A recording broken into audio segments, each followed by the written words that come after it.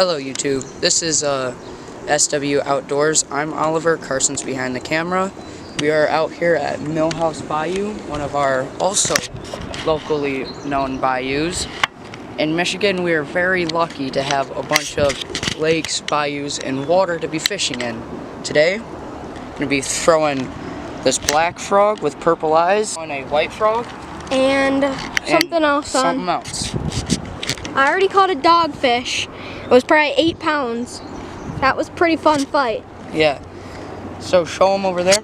We're going to be casting more towards those weeds over there and in these lily pads over here. Because the bass like to hide in this stuff because it keeps them away from the sun.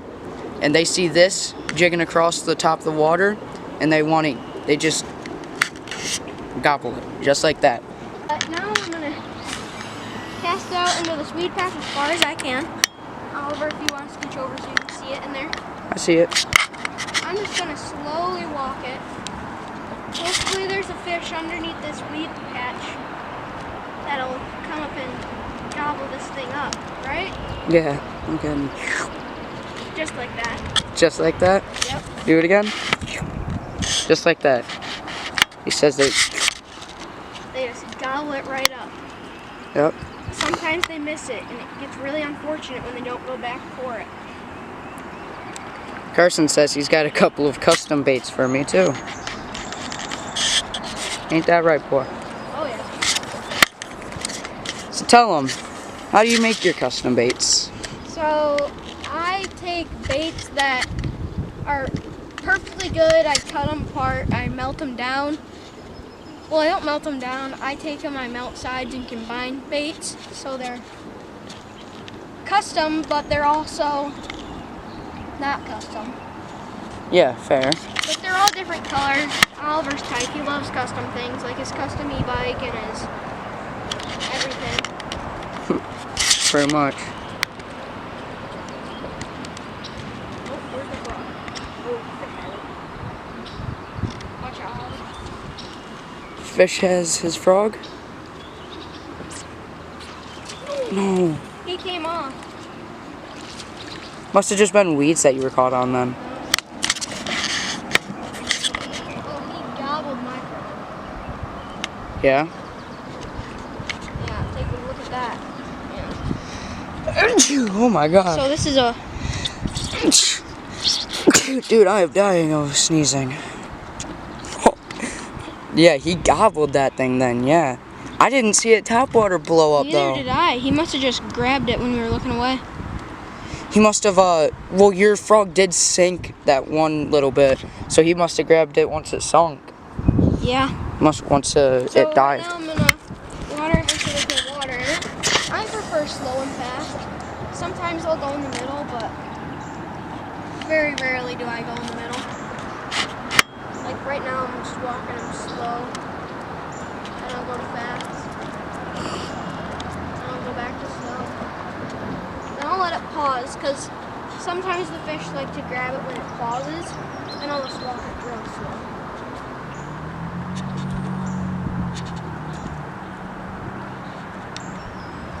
Then maybe a giant will just come up and swallow this baby. Hopefully. Let's hope in this video we can catch a fish, because we didn't catch one in the trolley video, Yep. or the First video. first video on our channel. Well, longer video. Because we mainly have posted shorts that have done pretty good so far. With Oliver out there being funny with... Baby bass. Just backflip. Here in North Carolina. Here in North Carolina, we love to treat our fish right. Oh? Oh, dude, I watched that too. If we catch fish, I'll do the backflip thing. Yeah. See if I can be as funny. The black S-Pro frog with the purple eyes, I don't know. And this is a walking frog, like Carson was saying. Walking frogs do like this kind of motion in the water. And the bass, I don't know, they just like love this. But with the popping frogs, your little eyelet will be inside of the frog. Come with me. Come with me. Carson will show you. Come on. I'm coming. So like Oliver was saying, let me open up my tackle box here. Like he was saying, this is a popping frog. You can tell by the way that the bill The is mouth is shaped, shaped? because So- it pops in the water. The water scoops up into this and creates like a popping sound. You just drag it along. Alright, so with the frog, I'm going to try and cast it out more towards the weed area and like lily pads, to where, think how a frog would be if it were to like fall into the water or something. So we're just going to tuck it out there. The way I like to walk my walking frogs, I don't really like to walk them. I like to work them like a popping frog and just like tap it really hard. Question then, are you more of a popping frog or a walking frog guy? Probably a popping frog guy.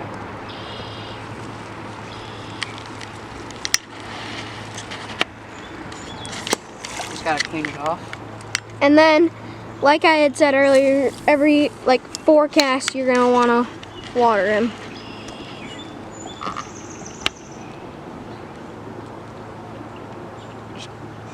You wanna kind of work it, slowly reel, work it some more. Make it try and look like a frog as it's walking through the water, or as it's swimming. So, can we see the rod action of what it looks like? I can't really do it that well. I can't really walk frogs all too well, but I kind of just like twitch it and reel.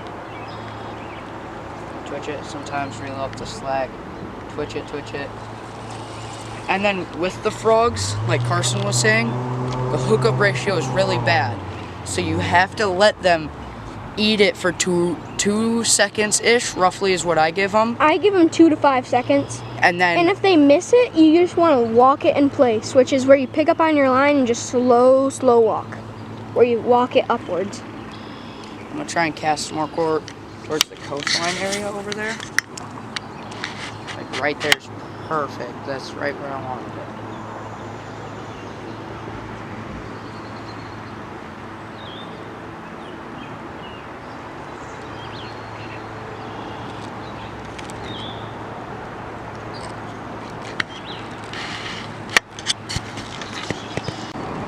We switched lures from, I had the drop shot on, now I've got the Gary Yamamoto Cinco with Green pumpkin, black flake, yep. and I'm over here. Same thing, just a little bit different, but let's see if we can catch a fish. Hopefully. A whopper plopper, basically, ouch, in the water. This tail catches the water, throws it up, and then comes back down and keeps scooping it. And then it makes like a popping noise in the water. And then it also has like the motion of a dying fish or swimming fish on the top of the water.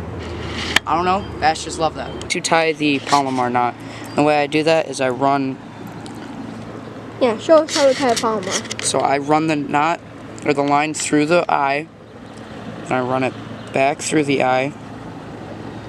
If I can get it through. It's like trying to find a needle in a haystack for me. And I pinch them, and then I get it like this, and then I try and get a V, right? Mm-hmm. And then I grab this with my other fingers, grab this, and then just do an overhand knot, which is like the first knot to tying your shoe, and then you just put it through. Yeah, Oliver. Why do you wear Crocs? Is it because you can't tie your shoes? Hey, we don't be messing with people. Wet it and then pull it tight? Yeah, I wet it because I always have frayed my line. I pull it out a little bit, but you want to wrap it around your whole lure, the extra loop that you get out of tying the overhand knot. You're going to want to wrap it all the way around your lure. Get it all the way around. And then always make sure to wet down your line. We're pulling tight. And then kids. Watch out for treble hooks. Yes, but don't use this at home. Don't try this at home. Put the lure down. There. Can't get demonetized out here. Yeah, dude. don't be needing that. Here we got a bass boat coming in the Millhouse Bayou. We got some carp. Oh, dude, that's a nice. We got some carp jumping over there. This place is a really active place, but it holds really small fish, not big fish. But so as you can see, the whopper plopper, the motion that it does, it just like works it around and does that. And that's kind of just how you want to work it. You just want to cast it out, kind of shallower, maybe like 2 foot of water, and then just reel it back in. Just slowly. Slow or fast reel? I mean, I usually go with like a medium fast, maybe. And then do you do consistent or do you do multiple different speeds? Just like everything that there is, and then I kind of like twitch it just a little bit, just every once in a while, just twitch it so that it gets going a little bit faster. And I just saw a fish jump, so I'm gonna cast it towards that. That was perfectly on the fish. Hopefully we get it.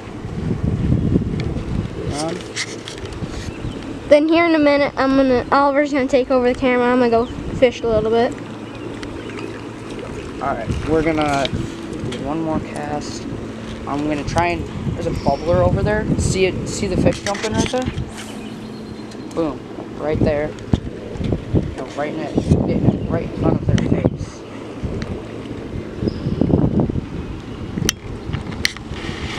So as you can keep see, your rod tip up too when you're working it, so that it keeps the lure trying to come out and bounce out of the water, and then so that way your popper will still be popping. So I didn't get it on video of him reeling it in, but we got one finally. 13 pounder, bro. 13 pounder, trust. Biggest bass I've ever seen in my entire life. 13 pounder. But like, I was just over here, you know, cleaning the lens off, doing my deed, and boom, abducted. Pretty nice one though. I have to give these things the best releases, so backflip. He survived. Don't worry. He's a liver, he's a liver. See, no fish floating, no fish harmed. It's just a little backflip, teaching him some cool new moves. Fish.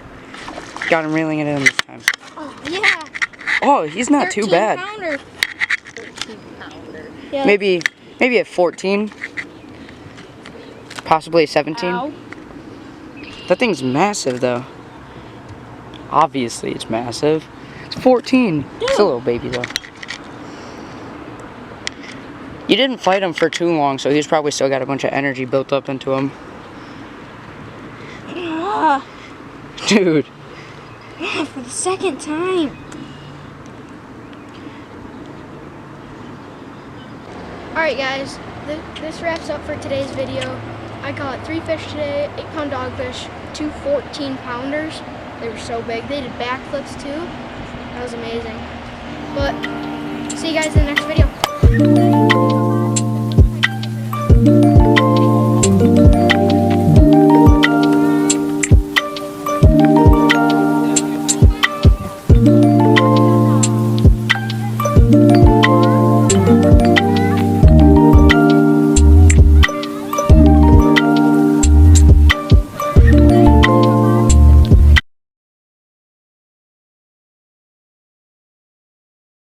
Okay, so starting down here, we have part of a missile D-bomb going into a Yum Senko with, I don't know, it's some sort of Yum, like, flares, and then 2 crawdads, or crawdad, and longed with a Ned rig worm.